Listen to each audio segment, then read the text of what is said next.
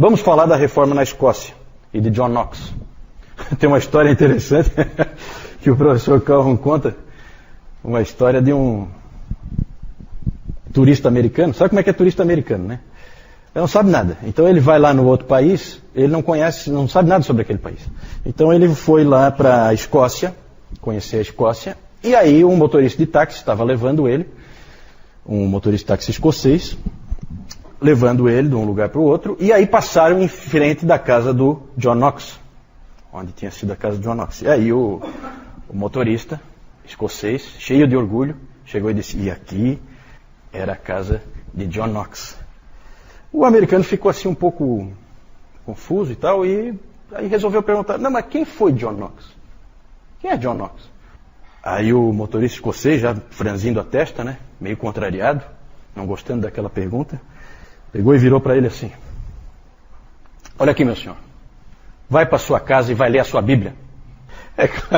É claro que John Knox não está na Bíblia, mas na Escócia ele é exaltado de uma maneira que, para aquele motorista, é quase como se estivesse, né? O Knox é o grande reformador da Escócia, é um reformador diferente. Algumas pessoas não veem ele com tão bons olhos assim, porque ele é um reformador que fez reforma pegando em armas, né? Coisa que um Calvino, por exemplo, nunca aprovou, certo? Fazer revolução. O Knox fez revolução para tomar o poder, para que os protestantes prevalecessem na Escócia. Ele foi padre, ele era um padre católico, depois foi professor, chegou a ser guarda-costas, né? Pregador e escravo, né? Que coisa mais esquisita. É que na verdade é assim, ó, eu não posso entrar em detalhes, né? Mas no meio das guerras de protestantes com católicos, eles acabaram tomando um castelo, o castelo de St. Andrew. E lá em St. Andrews os protestantes então ficaram encastelados. O John Knox era o pregador deles, fazia parte da pregação, e os franceses acabaram tomando o castelo. Os franceses sempre foram aliados dos escoceses e acabaram atacando por mar e acabaram tomando o castelo de volta. E aí ele foi aprisionado, John Knox foi aprisionado pelos franceses e foi colocado em galés, remando como escravo, remando em galés francesas, certo? Num determinado momento lá ele acabou sendo solto e aí ele foi para a Inglaterra. Na Inglaterra ele começou um bom trabalho de pregação, era o reino do Eduardo VI, aquele menino que era protestante, certo? E ali então havia espaço para exercer um ministério lá. O problema é que não durou muito. Por quê? Porque Eduardo VI morreu com 16 anos e assumiu a Maria a Sanguinária. E aí ele fugiu.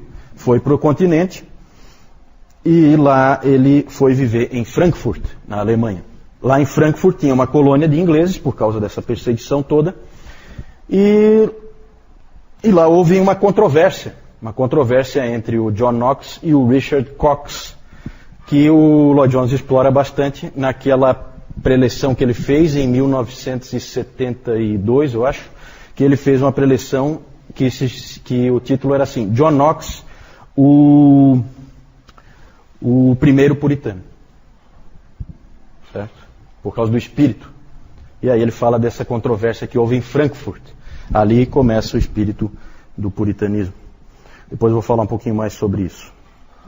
Nessa controvérsia ele acabou saindo então de lá de Frankfurt e foi para Genebra. Em Genebra acabou ficando muito próximo do Calvino. Os dois passaram a ser bons amigos e a trocar muitas ideias. E o Knox aprendendo muita coisa com o Calvino. O Knox chegou a dizer que a Academia de Genebra, ele disse assim sobre a Academia de Genebra, é a mais perfeita escola de Cristo que já existiu sobre a Terra. Coloquei ali, né? Então, de fato, aquilo que eu falei no domingo passado, a influência de Genebra sobre toda a reforma é gigantesca, né? E Deus usa a providência, porque Ele faz os caras caírem lá. Por causa de uma perseguição aqui, uma perseguição ali, todo mundo foge e vai para Genebra aprender. E um passa para o outro, não, lá é o lugar onde você aprende. E assim ia. Mas o amor dele mesmo era pela terra dele, a Escócia. É dele a famosa frase, dá-me a Escócia se não morro. Né? Em que ele usou a expressão de Raquel, né? Dá-me filho, se não morro. E ele falou, ele colocava isso para Deus, dá-me a Escócia, se não morro. Para o Evangelho. Voltou à Escócia em 1559, já não era mais tão jovem, né? Ele já tinha o quê? 45, né? 45 anos, quando voltou para a Escócia. E lá, então, ele foi um reformador e um pregador. Ele escreveu junto com outros 5 Joões, viu, João? Porque ele é João, né? Então era ele, João, e mais outros 5 Joões. Porque, olha, o que tem de João na história da igreja não é pouca coisa. Os próprios papas, né? A gente estava comentando esses dias, João 23, né? É muito papa, né? Então é muito João.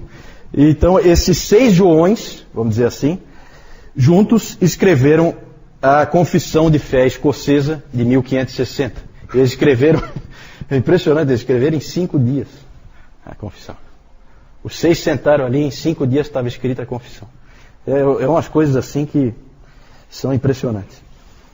Também escreveu, depois mais tarde, os escoceses usaram a Confissão de Fé de Westminster, mas agregaram nessa Confissão Escocesa, não excluíram, mantiveram as duas lado a lado.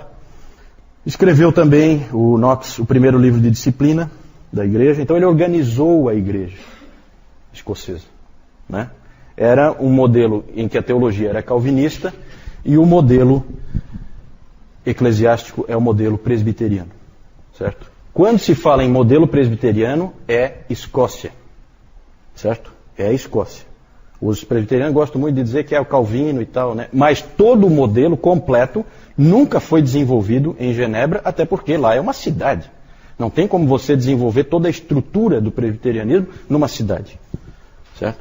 Quem, na verdade, desenvolveu a estrutura do presbiterianismo foi John Knox, junto com seus companheiros. Então, presbiterianismo é Escócia. E aí tem muitas histórias bacanas aí, eu não tenho tempo de ficar falando sobre isso, a gente precisa tocar, né? Mas é muito bacana o que John Knox e os reformadores fizeram com a Escócia. A Escócia era o país mais pobre da Europa e se tornou um celeiro de grandes gênios da humanidade, né, a partir da reforma. Porque o Knox tinha uma preocupação muito grande em fornecer educação para todos. Então, de cara, houve esse trabalho de educação. Eles cuidavam também dos pobres. O Knox sempre insistia que o alívio do sofrimento dos pobres e um sistema de educação universal eram responsabilidade da igreja. Isso ele tinha em mente. E então eles trabalharam nessa direção. E em algumas poucas gerações, então, esse país se tornou um dos grandes países do mundo. O Knox, ele foi um pregador, ele não escreveu muitos livros, escreveu alguns, mas não era um teólogo, certo? Também não é um indivíduo assim com muitas ideias originais. Ele trazia muita coisa que ele tinha aprendido em Genebra e aplicava, mas era um homem muito forte, muito dinâmico e que fazia as coisas acontecerem, certo? Ele é famoso por ter enfrentado várias vezes a rainha Maria dos escoceses, não confunda com Maria Sanguinária, certo? Hoje em dia se cria assim um clima, porque o pessoal não gosta dos protestantes, então se cria um clima, John Knox, o homem que fazia a rainha chorar, sabe? Querendo dar assim um sentimentalismo bobo, né? Aquela rainha ali é como qualquer rainha, sabe? Se ela não vai com a cara do Valdir, o Valdir está morto. Não tem esse sentimentalismo bobo, certo? É que o Knox ia em cima dela e cobrava. Na verdade, ela foi uma rainha que veio ser rainha num país protestante, sendo católica. E para o John Knox, apesar dela ter uma missa só para ela lá no castelo, para o John Knox não podia haver uma missa no território escocês. Aquilo incomodava ele profundamente. Então, o fato de ter uma missa lá no castelo da rainha era o suficiente para incomodá-lo, né? E realmente o Knox fazia ela tremer, né? Alguns dizem até que John Knox é o pai da democracia, né? Porque ele chegou para a rainha uma vez, numa dessas discussões, e a rainha perguntou, o que você anda dizendo sobre mim lá nas suas pregações? Aí ele falou, vá até lá e escute o que eu estou pregando. E aí a rainha fez aquela famosa frase, né? Mais ou menos, né? Quem você pensa que você é? dando a entender, né, que você não é um nobre, não é um duque, não é um conde, não é nada, e você vem aqui. Aí ele falou assim, o John Knox, ele falou assim, ó, eu sou um cidadão da Escócia. É isso que eu sou, né? Como qualquer outro cidadão. Então essa resposta dele é muitas vezes vista como uma atitude democrática, né? Uma coisa de um outro pensamento, né? Que não, nessa época ainda não existia. Oi? Sim, ele tinha sido um padre católico, né? Mas ele foi convertido ao protestantismo, né? É típico da época da Reforma, né? Ó, dona Carlota. Essa é a Maria Stuart, exatamente. Depois vai unificar, né? Já está perto aí de unificar, certo? As duas dinastias e os Stuart vão dominar Escócia e Inglaterra, Reino Unido, certo? Reino Unido. Por isso que chama Reino Unido, chama até hoje, certo? Reino Unido.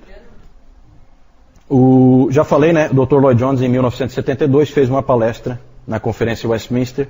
Está aqui nesse livro, né? Do Puritano, Suas Origens e Seus Sucessores, em que ele deu o título de John Knox, o fundador do puritanismo. Isso. Aí então o Muro da Reforma, já mostrei outra vez, o Muro da Reforma em Genebra. Esse Muro da Reforma foi construído com doações de calvinistas do mundo inteiro, certo? Ele foi construído em Genebra, é um grande monumento que tem lá.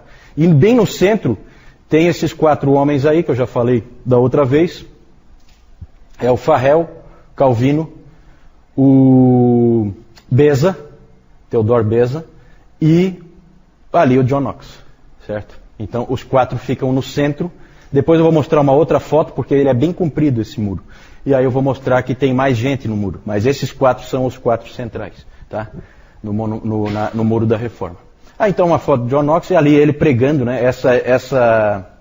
Esse quadro aí é famoso porque dá a impressão de que ele vai sair voando em cima do público. Aí não dá para ver muito bem, né? Mas é porque ele era realmente um pregador fervente, certo?